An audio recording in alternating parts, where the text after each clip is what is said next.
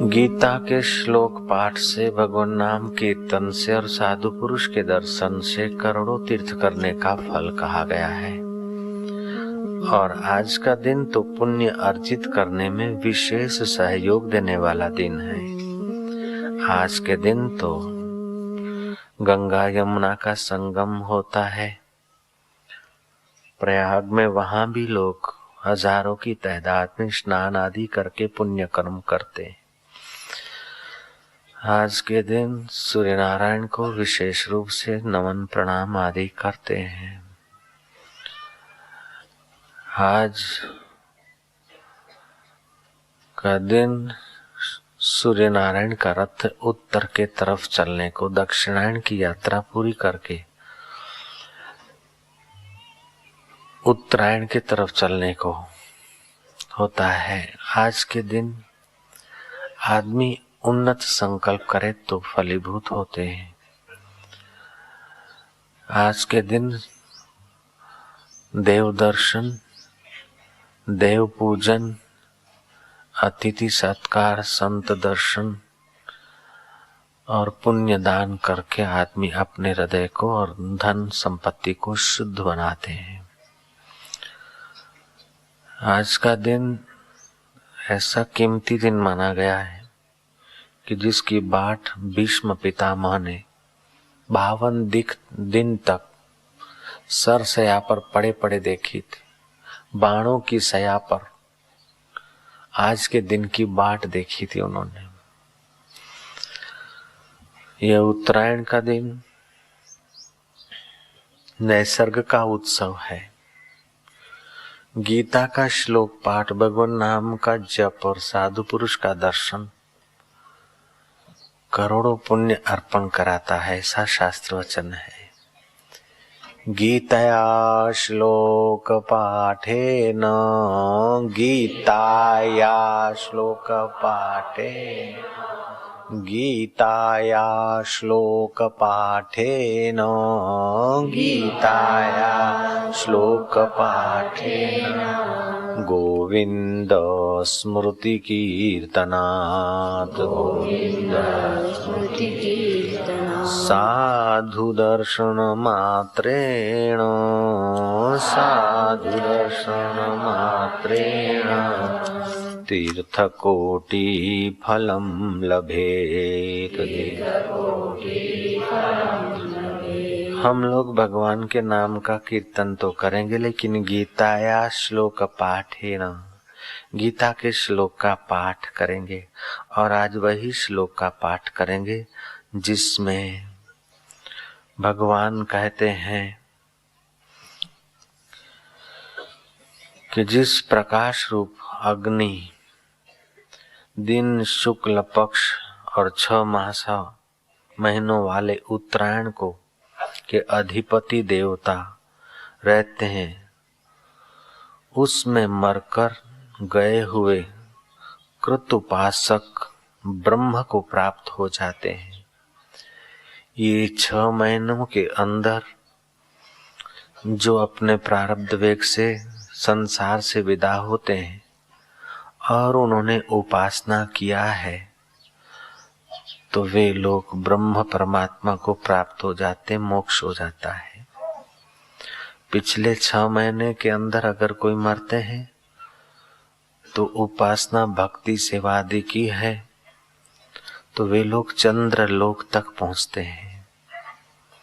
आपको जो चंद्र दिखता है वो चंद्र मंडल है, चंद्र लोक नहीं है। चंद्र मंडल विज्ञानी देख सकते हैं, लेकिन चंद्रलोक देखने के लिए सूक्ष्म आंख चाहिए। मरकर जीव चंद्रलोक जाते हैं, वो सूर्य मंडल से भी बहुत आगे है। उसी चंद्र मंडल से, चंद्रलोक से अमृत की किरणें बरसती है और उसी से औषधियां पुष्ट होती है। पोषणामि औषधि सर्वा सोमो भूत्वा रसात्मकः।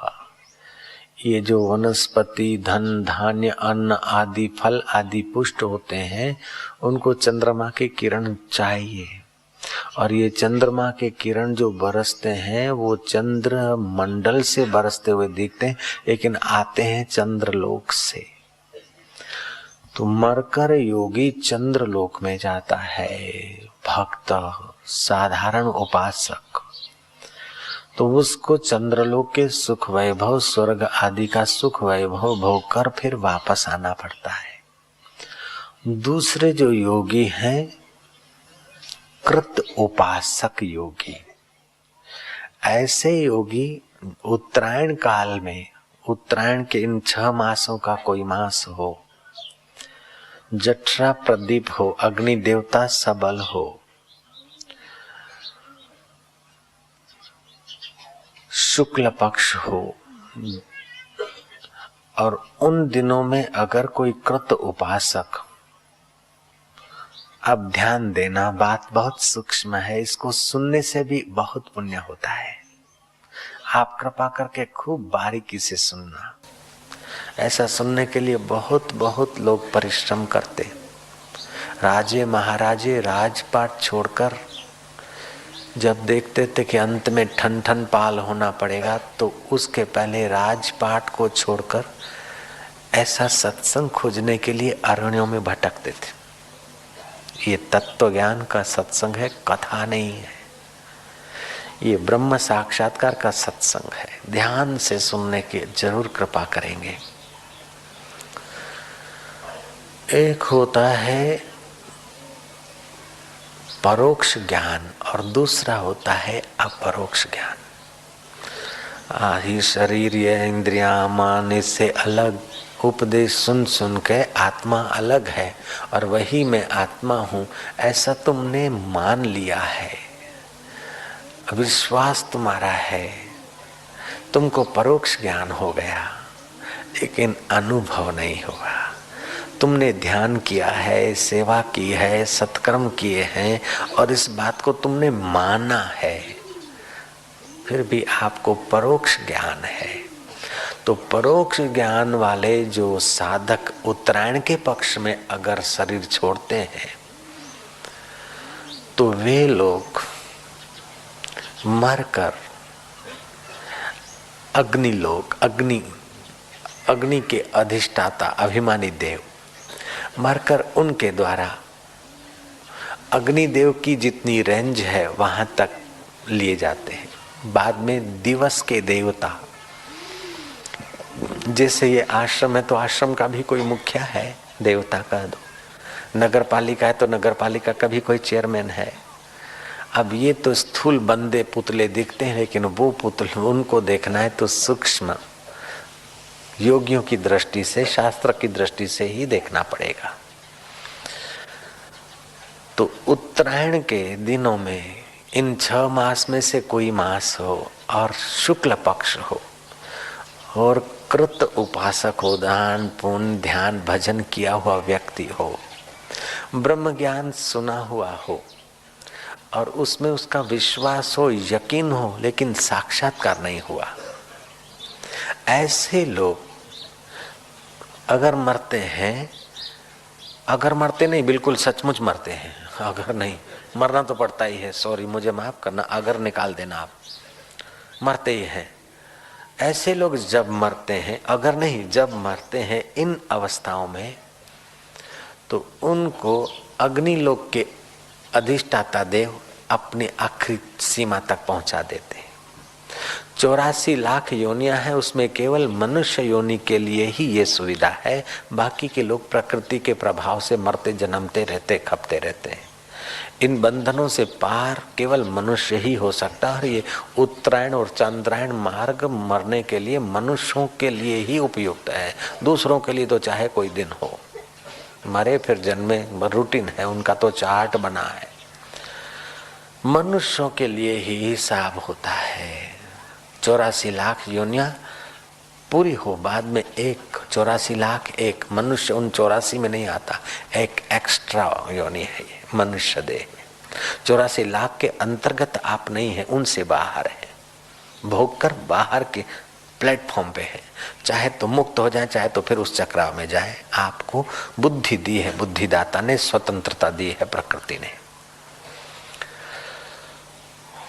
तो जो साधारण जीव खाते हैं, पीते हैं, भोगते हैं और सुखी दुखी होते हैं, और ऐसा ही अगर कोई सुखी दुखी होता है, खाता पीता भोगता है, अपने को खपाता है, तो मनुष्य शरीर तो है लेकिन द्विपाद पशु कहा जाता है उसको, दो पैर वाला पशु, जो अपना कुछ देख नहीं सकता है, न पश्यति, अपना कुछ भविष्य का लंबा चौड़ा सोच नहीं सकता। ऐसे पशुओं की बात भगवान नहीं कर रहे हैं। भगवान तो कृत उपासक की और भक्तों की बात कर रहे हैं, द्विपाद पशुओं की बात नहीं कर रहे हैं। जैसे स्कूल कॉलेज में प्रोफेसर बोलता है तो विद्यार्थी के लिए बोलता है, गंवारों के लिए नहीं बोलता। ऐसे भगवान अभी जो बोल रहे हैं वो साधकों और भक्तों के लिए बोल रहे हैं, नुगरे लोग या अभक्त लोगों के लिए नहीं बोल रहे हैं। तो भगवान कहते हैं कि उत्तरायण मार्ग से गया हुआ योगी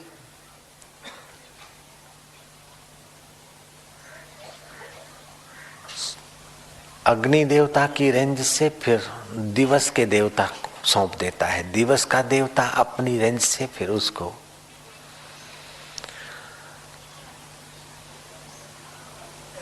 आगे भेजता है सूर्य की रेंज में, और सूर्यलोक का देवता उससे फिर ब्रह्मलोक भेजने की व्यवस्था करता है। और ब्रह्मा जी का जब तक वपु रहता है शरीर, तब तक वो ब्रह्म सुख भोगता है। ब्रह्मा जी को जो फैसिलिटियां हैं सब की सब वैसी की वैसी उसको मिलती है, केवल सृष्टि करने का सामर्थ्य नहीं, बाकी की सब सुविधाएं। जैसे आश्रम के गुरु आश्रम के मकान में, आश्रम के भोजन में, आश्रम के दूध में जैसे गुरु का हक होता है और खाते पीते हैं, वही दूध शिष्य को मिलता है, वही छाछ, वही खान पान रहन। लेकिन आश्रम का वट हुक्म गुरु को ही करने का अधिकार है, शिष्य केवल सुविधाओं का अधिकारी होता है। ऐसे ही ब्रह्मा जी के पास वटहुकम है सृष्टि करने का, बाकी के जीव ब्रह्मा जी के सुख में साझीदार हो जाते हैं।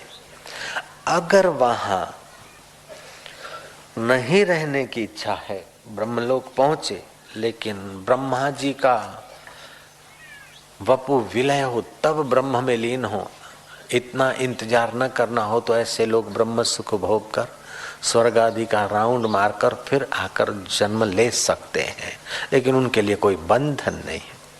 लेकिन जो दक्षिणायन मार्ग से जाते हैं उनको ब्रह्मलोक नहीं है और उनके लिए जन्म लेना अनिवार्य है। अब इस श्लोक को आप लोग उच्चारें, भगवान के श्री मुख से निकले हुए वचनों को दोहराएं।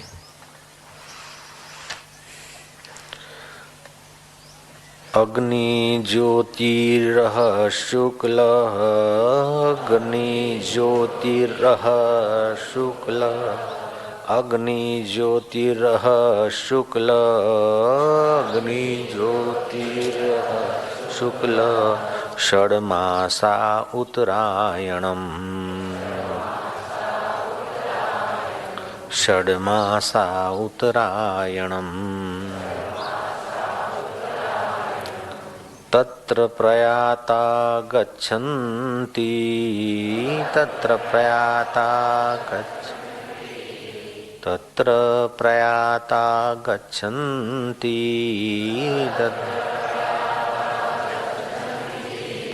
ब्रह्म ब्रह्म विदो जनाः, ब्रह्म ब्रह्म विदो, ब्रह्म ब्रह्म विदो जनाः।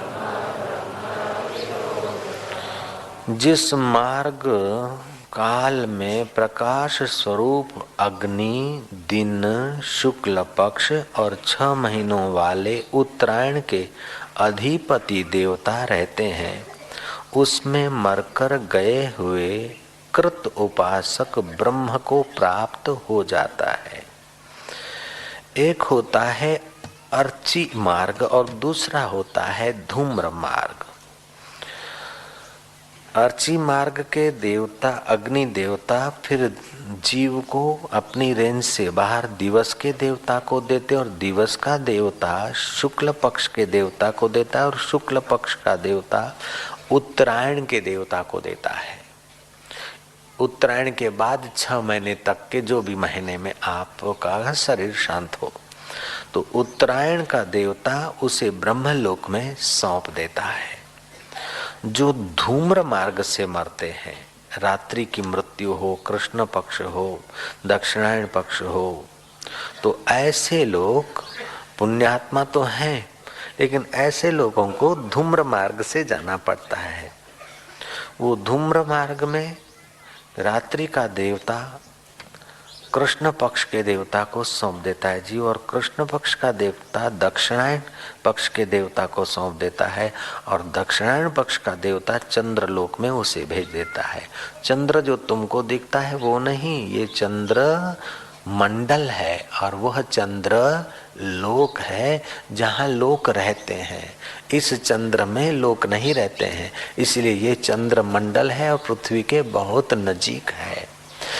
लेकिन सूर्य से भी आगे चंद्रलोक है, वहीं से अमृत बरसता है और औषधियां पुष्ट होती है। उसी चंद्रलोक से अमृत आता है। इसके द्वारा ये सब स्टेशन हो सकता है, लेकिन मेन स्टेशन चंद्रलोक है। तो अब हमें क्या लेना है इसमें से? बोलते हैं धूमो रात्रिस तथा कृष्ण षड्मासा दक्षिणायनम। धूमो रात्रिस तथा कृष्ण षड्मासा दक्षिणायनम तत्र चंद्रमसौर ज्योतिर योगी प्राप्त निवर्तते। उस चंद्रमसी और उस चंद्रलोक में जोगी जाकर फिर घूमकर वापस आता है, लेकिन सूर्यलोक से गया हुआ जोगी कृत उपासक ब्रह्मलोक में पहुंच जाता है। अब ध्यान देने की बात यह है कि एक होता है परोक्ष ज्ञान, दूसरा होता है अपरोक्ष ज्ञान। पहले होगा परोक्ष ज्ञान और खूब पुरुषार्थ करोगा तो अपरोक्ष ज्ञान होगा।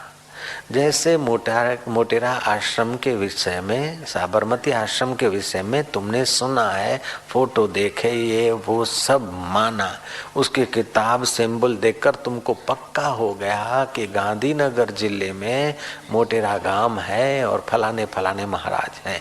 ये तुमने बिल्कुल पक्का माना है, तो ये तुमको परोक्ष ज्ञान हुआ। अगर तुम चलकर इसको देख लिया, इसका तुमने अनुभव कर लिया, तो तुमको परोक्ष ज्ञान नहीं, अब हो गया अपरोक्ष ज्ञान।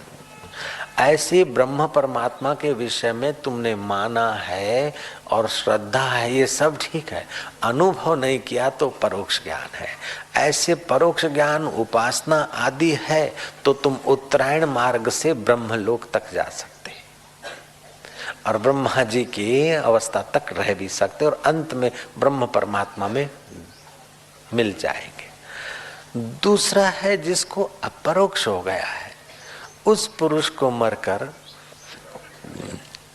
अथवा उत्तरायण का शुक्ल पक्ष का उसे इंतजार नहीं करना है, उसे शुभ अशुभ दिनों की गिनती नहीं रखना है, क्योंकि उसने यही अपरोक्ष कर लिया है।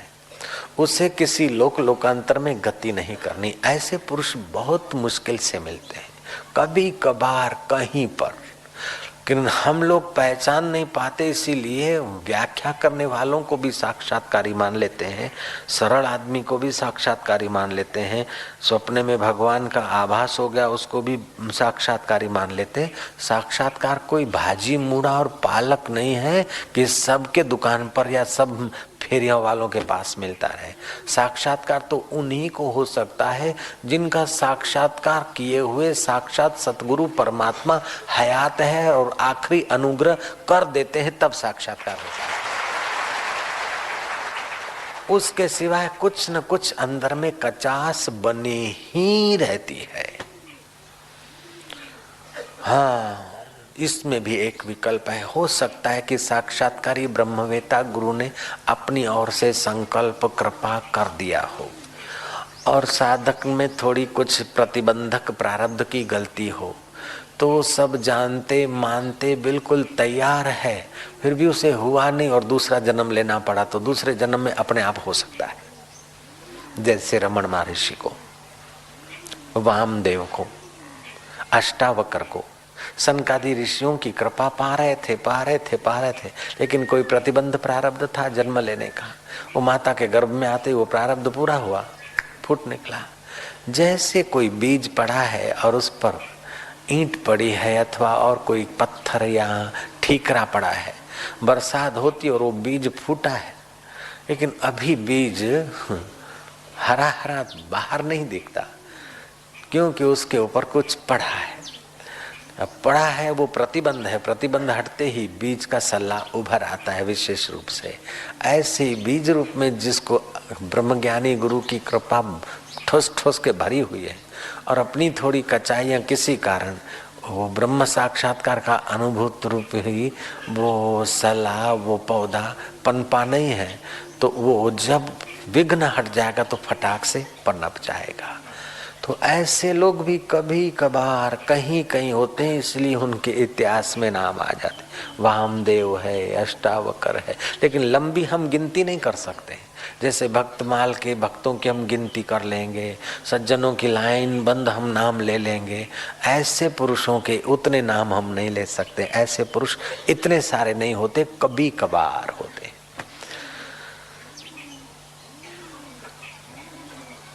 इस उत्सव को भारत देश में अलग अलग ढंग से मनाते हैं। हम लोगों को इस उत्सव से ये प्रेरणा लेनी है कि हमारे कर्म उज्जवल हो, हमारा निश्चय बल दृढ़ हो और हम ब्रह्म चर्चा सुने और उसका मनन करें और मनन करते करते नित्य प्रति मनन करते करते ब्रह्म सुख के भागी बने। जब ब्रह्म सुख के भागी बनेंगे तो स्वर्ग सुख का आकर्षण नहीं रहेगा। जैसे किसी आदमी को क्लर्क की नौकरी नहीं मिलती तो उसको क्लर्क होने में भी बहुत हो गया, तहसीलदार की नौकरी मिली तो उसने भाग्य की पराकाष्ठा समझी, लेकिन जिसको राष्ट्रपति पद मिल गया है उसके लिए तहसीलदार का पद क्या कीमत रखता है। ऐसे ही जिसको आत्मपद की प्राप्ति हो गई उसके लिए स्वर्ग या तो ब्रह्मलोक कोई विशेषता नहीं रखता है। तो हमें तो अपनी ओर से संकल्प ऊंचा करना चाहिए। चलो थाय એટલું કરી લઈએ, પછી જોયું જશે, નહીં કરવું જોઈએ એટલું કરી નાખીએ, પછી જોયું જશે। जितना हो सके उतना चल लें, नहीं जितना चलना चाहिए उतना चल डाल, नहीं तो रात्रि हो जाएगी अथवा दोपहर के ठंडे पहर जितना चलना जरूरी है उतना चल दे पथिक, तो पहुंच जाएगा। अगर तू ढीलास रखेगा तो फिर दोपहर को गर्मी होगी और रात को अंधकार में भटकना पड़ेगा। इसलिए हमें इन उत्सवों पर्वों से और इन सत्संगों से सीखना है कि हमें जो कुछ काम करने के लिए मनुष्य शरीर कीमती मिला है, मति मिली है, श्रद्धा मिली है, तो जो काम करने के लिए आए वो कर डालें। बीच में निकम्मी निगुरी इच्छाएं वासनाओं को पोषने के चक्कर में ना पड़े। जो मिला है वो भी छूट जाएगा तो दूसरी क्या इच्छा करे। देखत नैन चलो जग जाई, का मांगू कछु स्थिर न रहाई। देखते देखते ये जगत की चीजें नष्ट हो रही है, जगत पसार हो रहा है, तो हम क्या मांगे। प्रभु हम तुझी से तेरा अनुभव ही मांगते हैं, तुझी से तेरा साक्षात्कार ही मांगते हैं, तुझी से तेरी और मेरी दूरी मिट जाए यही कृपा मांगते हैं। हकीकत में परमात्मा प्राप्ति में कोई देर नहीं और परमात्मा में हमारे में दूरी भी नहीं। फिर भी देर लगती है कि इंद्रियों का आकर्षण, इंद्रियों का विकारी सुख भोगते भोगते हम उसके आदी बन गए। सोचते जैसे शराबी शराब पी पी के आदी हो जाता है, बोलता है कि महाराज रोटी नहीं दोगा तो चलोगा, शराब के बिना नहीं चले। बीड़ी वाला बीड़ी के बिना नहीं चलेगा, ऐसा मान लेता है। गांजा वाला गांजे बिना नहीं चलेगा। अफीमची बोलता है अफीम बिना नहीं चलेगा। दो अफीमची थे, दोस्त थे, जिगरी दोस्त थे, साथ में ही रहते थे। सुबह सुबह उठे और एक अफीमची ने अपनी बुद्धि का विकास समझा, सोचा कि अपने भी कुछ सोचना चाहिए। इतने सारे लोग सुबह होती और सारे कुछ इधर से, कोई दाएं से, कोई बाएं से, लोग भागा भाग करते और चारों तरफ भागते। ऐसा तो नहीं होना चाहिए। बुद्धिमान अफीमची हो रहा था, आखिर था तो अफीमची, उसकी बुद्धि का दौड़ भी कितना। तो उससे दूसरा चतुर अफीमची बोला कि पागल, इसमें क्या बड़ी बात है? बोले बड़ी बात नहीं, सुबह लोग उठते हैं और चारों तरफ दौड़ते हैं, एक तरफ क्यों नहीं जाते हैं? तो दूसरे अफीमची ने कहा कि पागल थोड़े हैं लोग, एक तरफ जाए तो धरती झुक जाएगी, इसलिए चारों तरफ जाते हैं। पहला अफीमची अपने को विचारक मानता है, क्योंकि इतने सारे लोग क्यों चारों तरफ जाते हैं, कुछ तो विचार हो रहा है, लोग बेवकूफ हैं और खुद बुद्धिमान हुए जा रहा है। लेकिन दूसरे बुद्धिमान ने कहा कि तू बेवकूफ है, तुझसे ज्यादा बुद्धिमान मैं हूं, अगर चारों तरफ जाए तो धरती झुक जाए। उन दोनों की बुद्धि पर जैसे तुम हंसते हो, ऐसे ही परमात्मा को पाए हुए ब्रह्मवेता महापुरुष तुम्हारी मतियों पर भी खूब हंसते रहते हैं यार। नारायण नारायण नारायण नारायण। कबीर जी ने वो हंसी अपनी भाषा में कही। कबीर जी कहते हैं, सुन सुन बत्तियां आए मोए हंसी, सुन सुन बातें मुझे हंसी आ रही। कोई बोलता है ये करना है वो करना है, दुखी हूं ऐसा हूं, है तो मुक्त आत्मा चैतन्य शुद्ध बुद्ध ईश्वर, और इसमें रत्ती भर ब्रह्म और इसमें रत्ती भर दूरी नहीं, फिर भी दीनहीन हो रहा है, भयभीत हो रहा है, लाचार हो रहा है, घबरा रहा है, किसी के मरने से परेशान हो रहा है, किसी के आने से खुश हो रहा है। हकीकत में इसे अपना पता नहीं। मानव तुझे नहीं याद है, तू ब्रह्म का ही अंश है, कुल गोत्र तेरा ब्रह्म है, सद ब्रह्म का तू वंश है। संसार तेरा घर नहीं, 2-4 दिन रहना यहाँ, कर याद अपने राज्य की स्वराज्य निष्कंटक जहां। तेरा निष्कंटक स्वराज्य है, जहां दुनिया के सब सैनिक और यमदूत यमदूतों का बाप तेरा बाल बांका नहीं कर सकता है, वो तेरा राज्य है यार। उस राज्य को तू पाले तो तू निहाल हो जाएगा। तेरी मीठी निगाह जिन पर पड़ेगी वे भी पुण्यात्मा होने लगेंगे, वे भी निष्पाप होने लगेंगे। ब्रह्म ज्ञानी की दृष्टि अमृत वर्षी, तू उस ब्रह्म परमात्मा का ज्ञान पाले, तेरी दृष्टि से अमृत बसेगा। स्वर्ग का अमृत नहीं, आत्मानंद का अमृत। स्वर्ग का अमृत पीते हैं पुण्यात्मा लोग, पुण्य खर्च करके स्वर्ग का अमृत पीते हैं, लेकिन तेरी निगाहों से ब्रह्म रस का अमृत टपकेगा, जो दूसरों के पाप नष्ट करेगा और हृदय में शाश्वत सुख के गीत गूंजा देगा। ऐसा तू अमृत बरसाने वाला हो। हे अमृत बरसाने वाले, देवताओं के अमृत को लज्जित कर रहे ऐसा अमृत बरसाने वाले मानव, तू अपनी महिमा में जाग। शोधी ले निज घर मा पेख, बाहर नहीं मळे उदर चिंता प्रिय चर्चा, विरही ना संभारणा, स्वस्वरूपे स्थिर था ए बधा सहजे टळे। अपने स्वस्वरूप में थोड़ा सा टिक जा, ये सारे दुख विघ्न बाधा क्लेश सदा के लिए मिट जाएंगे। विवेकानंद ने ठीक कहा है कि लाखों वर्षों से मानव जाति धरती पर पैदा होती होती मरती चली गई। बड़े दुर्भाग्य की बात है कि मानव आज तक अपनी महिमा में पूरा नहीं जगा। आज तक उसने अपने घर का पता नहीं पाया। वो कम वक्त समझता कि ये मगन निवास मेरा है, फलाना व्हाइट हाउस मेरा है, फलाना ब्लैक हाउस मेरा है। ये तेरे हाउस नहीं, ये तो शरीर के हाउस है। तेरा हाउस ऐसा है कि पूरा ब्रह्मांड उसमें तिनखे जैसा बासता है। तेरा हाउस वो है यार।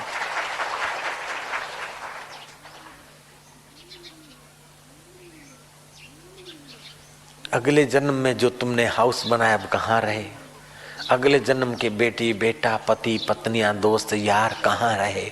जी तोड़ मेहनत की थी सबको थामने के लिए, संभालने के लिए, कुछ न संभला। और इस जन्म के भी मित्र संबंधियों को जी तोड़ मेहनत करके हम लोग संभालने की कोशिश करते हैं, लेकिन ईमानदारी से अगर देखोगे तो कुछ संभलता नहीं। सब अपनी अपनी टिकट लेकर आए हैं, अपने अपने ढंग से रवाना होते हैं।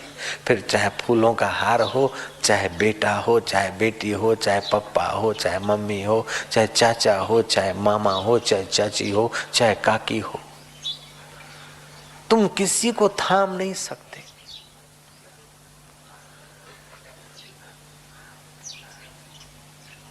एक वस्तु होती है जो उत्पन्न होती है और दूसरा तत्व होता है जो स्थायी होता है। स्थायी आत्मा है और उत्पन्न होती है वस्तु और संबंध। जो उत्पन्न होते हैं वे मिटकर ही रहते हैं और जो स्थायी होता है उसका साक्षात्कार कर लो तो बेड़ा पार हो जाए। स्थायी तुम्हारा चैतन्य स्वरूप है और उत्पन्न होने वाला तुम्हारा मनोभाव है, उत्पन्न होने वाला तुम्हारा सुख है, उत्पन्न होने वाला तुम्हारा कल्पित दुख है, उत्पन्न होने वाला तुम्हारा पुण्य और पाप है। पुण्य सुख देकर नष्ट हो जाएगा, पाप दुख देकर नष्ट हो जाएगा। फिर भी जो नष्ट नहीं होता वो तुम हो। तुम अपने को जानो तो तुम्हारा मंगल, तुम्हारी निगाह पड़े उनका भी मंगल हो जाएगा। ब्रह्मज्ञानी की दृष्टि अमृतवर्षी, ब्रह्मज्ञानी अनाथों का नाथ, ब्रह्मज्ञानी का सब ऊपर हाथ। ब्रह्मज्ञानी की मत कौन बखाने, नानक ब्रह्मज्ञानी की गत ब्रह्मज्ञानी जाने। ऐसा ब्रह्म ज्ञान पाने का अवसर मानव को मिला है और क्या खिलौने संभालता है बेचारा। जो साथ में लाया नहीं था साथ में ले नहीं जाएगा। उन्हीं चीजों की माया में ऐसा तो अपने को हम लोग खपा देते हैं कि जिस स्थायी तत्व को समझने के लिए मति मिली थी उस मति का दिवाला निकाल दिया। आटा नमक धनिया पुदीना सोचने में, ईंट चूना लोहा लक्कड़ का भाव याद रखने में और उनकी मिश्रण करके हवेलियां बनाने में उस मति को खर्च दिया। और बहुत कोई आगे बढ़ा तो देश और परदेश में फिक्स डिपॉजिट करके मति को खपा दिया। जितना जितना संसार की वस्तुओं को भीतर से प्रेम करेंगे उतना उतना हम छोटे हो जाएंगे और जितना जितना सत्य स्वरूप ईश्वर को प्रेम करके सच्चा व्यवहार करेंगे उतने उतना आदमी बड़ा हो जाता है।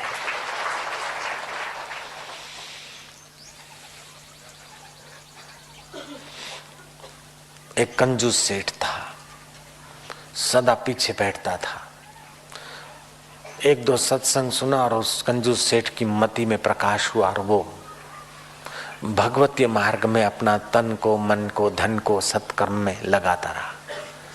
बाबा जी ने उसको बुलाया, बोले आगे बैठा कर। किसी शिष्य के मन में हुआ कि देखो बाबा जी भी इस धनवान का खुशामद तो करते हैं, मानना पड़ेगा। उस मूर्ख के मन में हुआ कि धनवान की खुशामद करते हैं। बाबा ने देखा कि ये सत्संग सुनने के बदले पुण्य कमाने के बदले कहीं पाप के खाई में न गिरे। बाबा उसके मनोभाव को जान गए।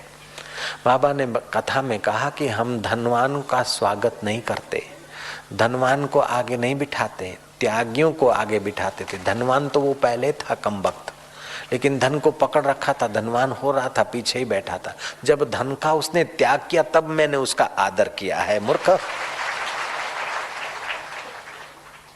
जब अहम का त्याग करता है, नम्रता से आता है, बुहारी लगाता है, सत्कर्म करता है, सेवा करता है और दूसरों को सत्कर्म का फायदा मिले, सत्संग मिले, ये सोचता है, अपना समय का त्याग करता है, भोगों से बचाकर अपने धन का थोड़ा कुछ त्याग करता है। हमने तो त्याग का ही आदर किया बेटा। हम रोज त्याग के गीत गाते हैं तो हम धनवान का आदर कैसे करेंगे? हम तो त्याग का ही आदर करें। उसने त्यागा है तभी उसका आदर हुआ है। त्याग का आदर होता है, भोगी का आदर नहीं होता है। योगी का पूजन होता है, भोगी का पूजन नहीं होता। नारायण नारायण नारायण नारायण। श्री कृष्ण पांडवों के साथ अमरकंका इलाके में पहुंचे। वहां अमरकंका इलाका राजा पद्म का था। पद्म राजा बड़ा बलवान था। बलवान होना कोई बड़ी बात नहीं, लेकिन सदाचार का बल कुछ निराली बात है।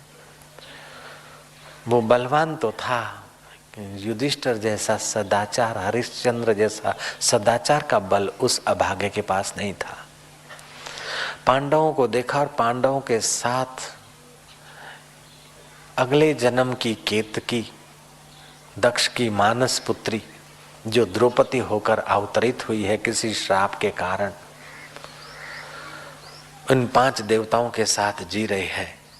उसका रूप लावण्य और तेज देखकर उस राजा की नजर बिगड़ी। द्रौपदी को अपनी पत्नी बनाने के सपने साकार करने के लिए उसने सब कुछ करना चालू कर दिया। अमरकंका में श्री कृष्ण के कृपा पात्र पांडवों को उनसे युद्ध करना पड़ा और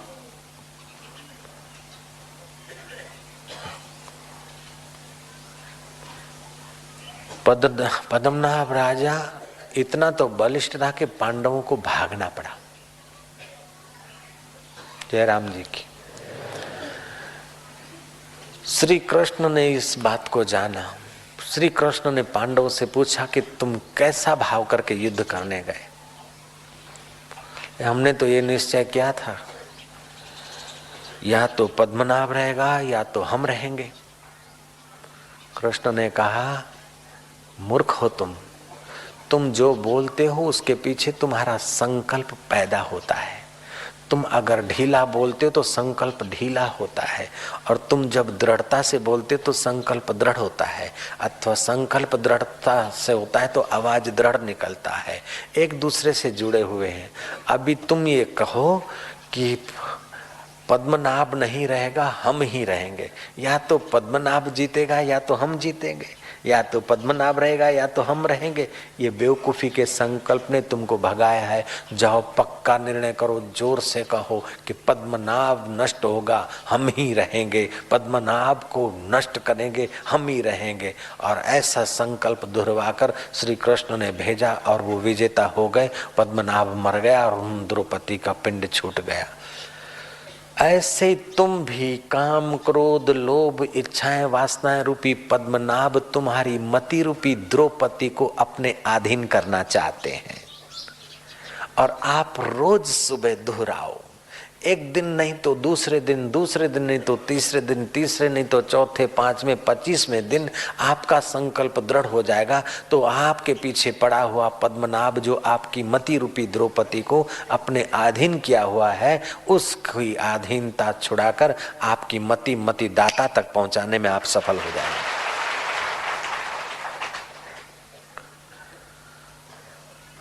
विकारों में इतनी शक्ति नहीं है, हम सहमति देते हुए शक्तिशाली हो जाते हैं, और हम सहमति देने की आदत पड़ गई और अपने को कमजोर मानने लगते हैं।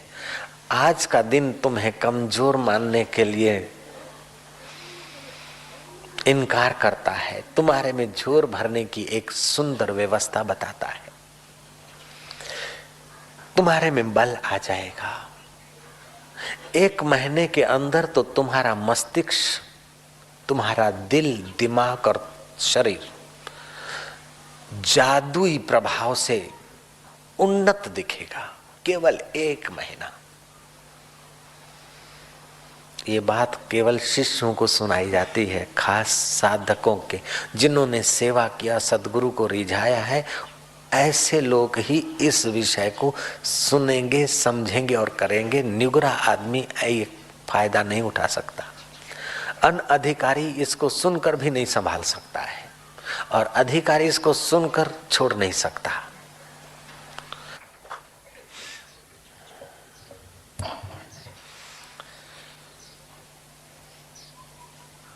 अपने जीवन में बल की आवश्यकता है। सबड़ो करे ते जाय ने धोल तमाचा खाए। दुबड़ो करे, सबड़ो दुबड़ो करे ते जाय ने ढोल तमाचा खाए। सबड़ो कहे ते थाय ने ढोल नगारा वागे। बल ही जीवन है, दुर्बलता मौत है।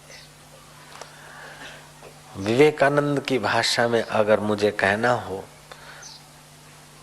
तो यूं कहना पड़ेगा कि दुर्बल मन्ना मानवीओ જ कोकड़ा वड़ी वड़ी ने ખૂણામાં મરી જાય છે। સમાજમાં રીત રિવાજો પ્રમાણે તો ઢળી શકતા નથી ને ઢળતા રહે, પણ બલવાન માણસ જ સમાજના અમુક નાના સરખા કલ્પિત રીત રિવાજોને તોડીને નવો ચીલો પાડે છે। આ તો વીર પુરુષો જ પાગ આગળ ધરીને બહાર નીકળે, બાકી બાયલાઓનું કામ નથી। एक्सक्यूज मी, માફ કરજો, વિવેકાનંદ કહેતા હતા, હું કોઈને બાયલો કહેવા માટે આવ્યો જ નથી. कमजोर आदमी कुकड़े सुकड़े बढ़ते रहते हैं, हिम्मत वाले आदमी ही बाहर आते हैं इस माया जाल से, इस सामाजिक छोटी मोटी तू मैं की कल्पना से. वो मर गया है कोई रिश्तेदारों में, मंदिर जाना बंद कर दिया, कथा में जाना बंद कर दिया, ये तो मूर्खों का काम है. कथा और मंदिर में से तो मृतक का भी भला होता है और तुम्हारा भी भला होता है कि मुखियाणी ने ना पाड़ी है. ऐसी मुखियाणी और मुखियों की बात को वो ठोकर मारकर बलवान लोग सत्संग में पहुंच जाते हैं, बलवान लोग अपना साधन भजन में लग जाते हैं. माण्हू छा चवंदा, सच चवंदे यार रुसन त रुसन, फणी ॾींदे वार खुसन त खुसन. सच चवंदे यार रुसन त रुसन, पर सच्चा यार रुसंदा कोन. हूंदा भाड़िया से रुसंदा, सच्चा कॾहिं रुसंदा ई कोन. कांस को आपता वार થોડા ખરે તો ખરે અને સત્ય બોલતા કોઈ મિત્રો ખરે તો ખરે, પણ સત્યનો સહારો ચોક્કસ લેવો જોઈએ. ફણી ડીંદે વાર ખુસન ત ખુસન, સચ ચવંદે યાર रुसन त रुसन. एक महीने में जादुई असर कर दे ऐसा प्रयोग है. तुम्हारे पूजा रूम में अथवा पूजा रूम के बाहर जहां सूर्य के किरण मिल सके, लाल किरणों को नहीं देखना चाहिए, न दूसरों को दिखाना चाहिए. लाल सूर्य और लाल सूर्य के किरण न देखने चाहिए न दिखाने चाहिए. फिर भी सूर्य के किरण तुमको मिले गर्मियों में 8 बजे के अंदर अंदर, और सर्दियों में तो दिन में कभी भी. निश्चित समय नियत समय कर लो. और तुम्हारे तीसरे केंद्र के अधिष्ठाता मालिक देव सूर्य माने गए, बुद्धि के देवता. श्वास लेने में आवाज न हो उस ढंग से तुम श्वास भरो, लेकिन उसके पहले तुम अपने उस तीसरे केंद्र को ऑटो सजेशन दो. Auto suggestion. अपने तीसरे केंद्र को शब्दों से प्रभावित करो. सूर्य में 7 रंग है, ऐसे ही तुम्हारे शरीर में जो 7 केंद्र हैं उनमें भी अपना अपना एक रंग है. तो ये तीसरे केंद्र का नील वर्ण है. मेरा नील वर्ण कमल विकसित हो, जागृत हो, इससे मति बलवान होगी. मति दुर्बल होती है तो मन उसे सिग्नेचर करा लेता है और मन फिर इंद्रियों के साथ जुड़कर विकारों में गिरता है. मति बलवान होती है तो मन के कागज पर सही नहीं करती तो मन के विकार सक्सेस नहीं होते और मन के पीछे घसीटा नहीं जाता. जितने कुछ दुख हैं, जितने कुछ अकरणीय कर लेते हैं हम, ये सब मति की मंदता से ही होता है. फिर चाहे आपकी मति के मंदता से आप करते हो, चाहे मेरी मति की मंदता से मैं करता हूँ, लेकिन है सारे मति के दोष. प्रज्ञा अपराधो मूलम सर्व रोगाणाम, प्रज्ञा अपराधो मूलम सर्व दोषाणाम. प्रज्ञा के अपराध से ही सारे रोग और प्रज्ञा के अपराध से ही सारे दोष पनपते हैं. इसलिए प्रज्ञा को जितना उन्नत कर सको. एक प्रज्ञा है जो राष्ट्रपति के पोस्ट पर पहुंचाती है और दूसरी प्रज्ञा है जो 600 की नौकरी भी नहीं करने देती. मानव दोनों है और नागरिक हक दोनों के एक जैसे हैं. जयराम जी की मानव दोनों है. एक वो मानव है जो कलेक्टर बैठा है यहाँ, दक्षिण भारत में बड़ा दमदमा है, और एक दूसरा मानव भी है जिसको 600 की नौकरी नहीं मिलती. तो उस विषय में इनकी प्रज्ञा ने कुछ काम किया, लेकिन ये भी यहाँ बार बार आकर शिविर में उन्नत होना चाहते, क्योंकि प्रज्ञा कलेक्टर तक की ही प्रज्ञा सीमित नहीं है, राष्ट्रपति पद की ही प्रज्ञा का कोई इतनी ही सीमा नहीं है, इंद्र तक पहुंचने की भी सीमा नहीं। प्रज्ञा तो असीम तत्व का साक्षात्कार करके सारी प्रज्ञाएं जहां से पनपती उस परमेश्वर के साथ एक कर सकती है। इसीलिए कहीं रुकना मत, प्रोफेसर होकर रुकना मत, कलेक्टर होकर रुकना मत। मिनिस्टर लोग भी ध्यान से सुने, भूतपूर्व मिनिस्टर या एमएलए होकर भी रुकना मत, और साधु बाबा मठाधीश होकर भी रुकना मत। सितारों से जहां कुछ और भी है, इश्क के इम्तिहान कुछ और भी है। लोगों ने कह दिया दुबई के किंग, हर्षमल दुबई के किंग, लोग भले कहते रहे। दुबई का किंग अगर सचमुच भी हो गए तब भी क्या, इतना सा जरा सा दुबई। अगर तुम अमेरिका के राष्ट्रपति भी हो गए तब भी रुकना मत, और पूरी पृथ्वी का राज्य मिल जाए लेकिन आत्म राज्य का पता नहीं मिलता है तो उस राज्य को लात मारो। आत्म राज्य देने वाले, आत्म राज्य में पहुंचाने वाले सतगुरुओं को खोज लो और उनके चरणों में जाकर ब्रह्म विद्या कमाओ। जैसे पिपलाद के चरणों में ऋषि कुमार जाकर वह प्रश्न करते, और पिपलाद ऋषि ने कहा कि तुम संयमित हो, जिज्ञासु हो, फिर भी पूर्ण बात समझने के लिए तुम्हें थोड़ा पूर्ण परिश्रम, पूर्ण संयम करना पड़ेगा। 1 साल मेरे आश्रम में रहो, ब्रह्मचर्य व्रत सहित, मौन, ब्रह्मचर्य, सेवा, सदाचार को बढ़ाओ, तब तुम्हारी मति मेरे तत्व ज्ञान को समझकर ठहरा सकेगी। नहीं तो मैं सुनाऊंगा और तुम सुनकर बहा दोगे। फिर आते हैं बैटरी चार्ज करने को, जो नहीं आते उनकी अपेक्षा तो फिर आते हो तो ठीक है, लेकिन ऐसे सिर खपाऊ चेलों से तो गुरु भी तंग हो जाते हैं। श्री राम। जो नहीं आते उनकी अपेक्षा आने वाले को धन्यवाद है, लेकिन आके ठीक ठाक होकर थोड़ा सा बैटरी चार्ज हुआ फिर डाउन करके आया, केम आया के दर्शन करवाया, त्यों हमू न पड़ू, जरा खूट्यू थोड़ू એટલે ભર્યું, વળી પાછું ખોરવીને વળી પાછા આયા।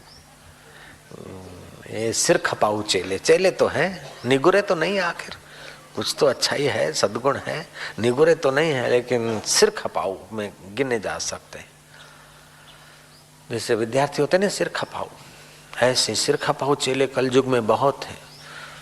कोई कोई मिल जाता है, सुखदेव जी जैसा। जनक ने एक मुलाकात दी, सुखदेव जी का साक्षात्कार। अष्टावक्र ने है जनक को एक मुलाकात दी, हाँ जनक को साक्षात्कार। खटवांग राजा को 2 मुहूर्त में साक्षात्कार। लीलाशाह बापू को भी ऐसा कोई चेला मिल गया तो वो रुके भी नहीं, आए फटाफट। गुरु तो बाट देखते हैं, मिल जाए कोई माई का लाल। ये तो शेरनी का दूध है, सोने के बर्तन में ठहरता है और किसी बर्तन में डालो तो बर्तन को चीर कर चला जाए। ऐसे समर्थ रामदास को भी एक चेला मिल गया था। शिवाजी तो थे आज्ञाकारी, सेवा भावी, परोपकारी आदि हिम्मत वाले, लेकिन और भी एक चेला मिला था जिसका नाम था अंबादास। जा रहे थे यात्रा करते करते, रास्ते में बहुत प्यास लगी, पानी किसी हालत में नहीं मिल रहा है। छटपटाते हुए किसी ऐसी झाड़ियों में पहुंचे। उन झाड़ियों को पार करते हुए एक थोड़ा सा सहारा मिला, कुआं दिखा, और उस कुएं के पनघट पर एक खड़ा पेड़ और उसका उभा डाला। उस डाले पर पक्षी बैठते, पक्षियों का मसाला और उस डाले से बिखरे हुए सारे पत्ते कुएं में पड़े हुए। कुआं का पानी गटर की सुगंध दे रहा था, गटर की खबरें दे रहा था, लेकिन प्यासा मरता क्या न करता। समर्थ रामदास ने और उनके चेलों ने पानी निकाला, छान छुन के पी लिया, बदबू वाला पानी। संत हृदय रामदास ने सोचा, हमारे जैसे दूसरे भी तो कोई यात्री आ सकते हैं भूले भटके, और इस कुएं का पानी साफ रहे इसलिए हमें कुछ करना चाहिए। किसी चेले ने कहा कि आपने क्या सुधी, कितने कुओं को संभालते रहेंगे, अपने को तो टाइम बचाना है, उधर पहुंचना है। समर्थ ने कहा नहीं, अपने पशु नहीं स्वार्थी, अपने तो मनुष्य है, दूसरों के हित के लिए कुछ हो जाए तो क्या फर्क पड़ता है। एक चेले ने सोचा हो जाए तो ठीक है, लेकिन ये जब तक पेड़ जिंदा है, डाला यूं खड़ा है, तब तक अपन साफ भी कर लें कुएं को तो 2 दिन में पत्ते गिरेंगे और पक्षियों की गंदगी गिरेगी, बिष्टा खराब हो जाएगा। समर्थ ने सोचा ये बात तो ठीक कहते हो, लेकिन डाल ये पेड़ कट जाए इतना डाला तो गुरुजी जो काटेगा वो पहले कुएं में जाएगा, उबा है। गुरु ने कहा ये बात भी सही कहते हो। शिष्य एक दूसरे के मुंह की तरफ देख रहे थे। इतने में अंबादास जो कंडे खोजने गया था उसके कान बात आई और अंबादास पहुंच गया कुहाड़ लेकर, धड़ाक धक धड़ाक धक। गुरु ने सुना, समर्थ आए जो पेड़ के नीचे विश्रांति ले रहे थे। बेटा क्या करता है? काटना तो अच्छा है, इस कचरे को, कुएं की रक्षा होगी, यात्रियों की भलाई का है, लेकिन बेटा ये तो खतरा है, गिर जाएगा बेटा कुएं में तो। अंबादास की इतनी श्रद्धा, वो सच्चे हृदय से दृढ़ता से बोला, जैसे कृष्ण ने दृढ़ता से पांडवों को दूसरी बार भेजा और विजय होकर आए, ऐसे वो पहली बार ही दृढ़ता से बोला। गुरुदेव जो भव सागर से निकाल सकते वो गुरुदेव की इनके काम में, गुरुदेव की इच्छा पूरी करने में, अगर मैं कुएं में भी गिर गया तो मर थोड़े जाऊंगा, वहां से भी तो निकल सकता हूं। बोलो, गुरु की यश में भागीदार होने वाले चेलों की कहीं खोट नहीं है, लेकिन गुरु के दैवी कार्यों में अपने आप को अर्पित कर देने वाले चेले तो कभी कभी कहां कहां मिल जाते हैं। यश में भागीदारों को भी धन्यवाद है, कोई मना नहीं है, वेलकम, लेकिन धन भागी तो वे हैं जो गुरु से निभा ले। भोए सुवाड़ू भूखे मारूं ऊपर थी मारूं मार, एटलू करता हरि भजे तो करी नाखूं निहाल। ऐसे कोई मिल जाए मर्द। सगवड़िया चेला हो सकते हैं, शिष्य हो सकते हैं, लेकिन सत शिष्य होने के लिए जो हिम्मत करते हैं वे सत पद को इसी जन्म में पा सकते हैं, यही अनुभव कर सकते हैं। उनके लिए दक्षिणायन मार्ग कोई खतरा नहीं और चांद्रायन मार्ग का कोई इंतजार नहीं। यहाँ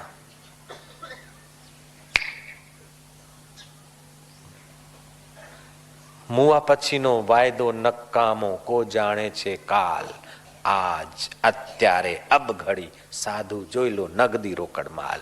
तुम्हारे नगद पर ब्रह्म परमात्मा के साक्षात्कार को यहीं कर लो, फिर चाहे तुम्हारा शरीर चांडाल के घर में अथवा वैश्या के बिस्तर पर अथवा काशी में या तो समाधि करते हुए मंदिर में कहीं भी तुम्हारा शरीर पड़ता है, तुम्हें उसकी कोई फिक्र नहीं, तुम्हें कोई खतरा नहीं। अन्यथा मरने के पहले धूमस छा जाता है मति के ऊपर, मन बुद्धि के ऊपर धूमस छा जाता है। वात पीत कफ के दोष से बाहर न मरता है न अंदर से ठीक समझ सकता है। ऐसी अवस्था प्राय कई लोगों की आती है मरते समय, और उस समय मति कोई निर्णय नहीं कर सकती है। मति का अथवा जठरा कोई प्रदीप नहीं होती कि वो सूर्य लोक को पहुंचे, या मति का इतना कोई दृढ़ संकल्प नहीं होता। आदमी लावारिश होता है, जैसे पीपल का सूखा पत्ता लावारिश, जिधर की हवा आई उधर को फड़फड़ाने लगा, ऐसे ही लावारिश चित्त फिर किसी प्रेत के टोलों में, किसी भूतों के टोलों में, किसी गंदगी की जगह पर, किसी सड़क के किनारे प्रेतों के टोलों में मनुष्य बेचारे पड़े हैं। ऐसी जिंदगी बितानी पड़ती जो मनमुख होकर जीना चाहते हैं। निगुरे का नहीं कोई ठिकाना, 84 में आना जाना, यम का बने मेहमान, सुन ले चतुर सुजान, निगुरा नहीं रहना। निगुरा होता ही का अंधा, खूब करे संसार का धंधा। संसार में तो खूब कुशल होगा, लेकिन हृदय में तो अंधकार। निगुरा होता ही का अंधा, खूब करे संसार का धंधा, यम का बने मेहमान, सुन लो चतुर सुजान, निगुरा नहीं रहना। ये कबीर जी के वचन है। श्री राम जी के गुरु वशिष्ठ महाराज थे और कृष्ण जी के गुरु सांदीपनी थे। राजा जनक के भी गुरु थे और सुखदेव जी महाराज के भी गुरु थे। परीक्षित को भी गुरु मिले और अंत में जन्मेजय को भी गुरुओं की शरण जाना ही पड़ा। जन्मेजय कुशल राज करता था। परीक्षित के मृत्यु के बाद उसने अपने राज्य के लोगों को सुख समृद्धि में लहलवा दिया और खुद भी देखा कि पिता भी आखिर मरण शरण हुए, तो मैं भी अभी से पुण्य दान सत्संग आदि किया करूं।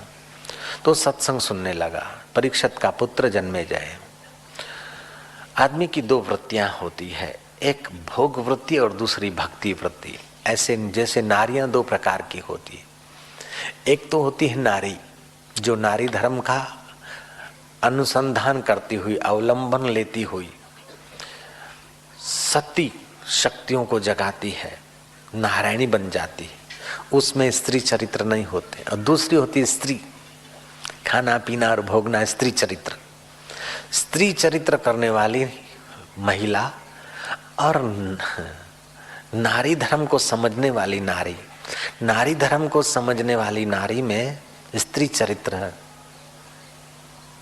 नहीं होते ज्यादा, और वो पतन के मार्ग नहीं ले जाती, अपने कुल को और अपने को आबाद कर लेती है, नारी नारायणी हो जाती है। और जो कुछ होती है कोई गिनी गिनाई जो स्त्रियां स्त्री चरित्र करके अपने विकारों को ही पोषने के लिए मानो उन्होंने जन्म लिया है, ऐसी स्त्रियों में 300 और कई दोष बताए गए।